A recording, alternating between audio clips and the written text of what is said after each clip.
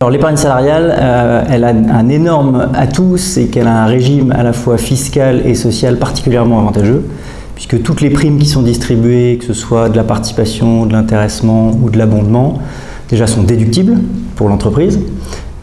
Et ensuite, sur le plan social, elles vont être soumises à des charges beaucoup moins élevées, des cotisations beaucoup moins élevées qu'une rémunération classique.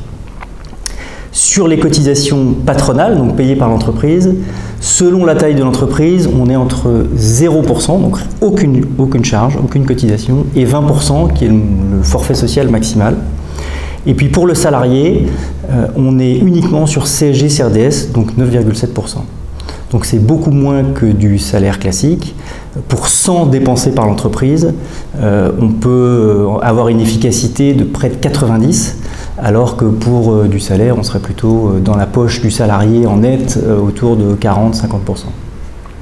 Le deuxième avantage, c'est que c'est collectif. Alors ça peut paraître contre-intuitif de dire ça, mais c'est vraiment une démarche qui va toucher tous les salariés de l'entreprise et qui va permettre d'associer la collectivité aux résultats et à la performance de l'entreprise.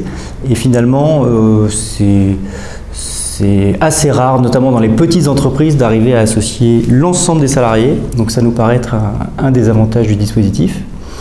Et puis ensuite, c'est des dispositifs assez libres.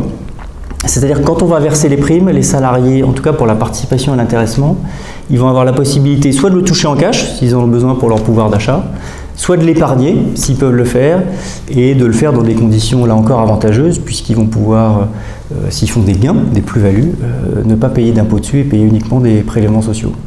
Et puis, pour ceux qui épargnent, il y a aussi la possibilité d'utiliser plusieurs fonds d'investissement, plusieurs types de placements, du plus sûr au plus risqué, voilà, avec une assez grande liberté. Et pour certains salariés, c'est finalement la première fois qu'ils pourront épargner dans ce type de produit, parce que sinon, ils sont plutôt habitués à des placements assez simples, type livret A ou livret développement durable, où il n'y a pas de choix.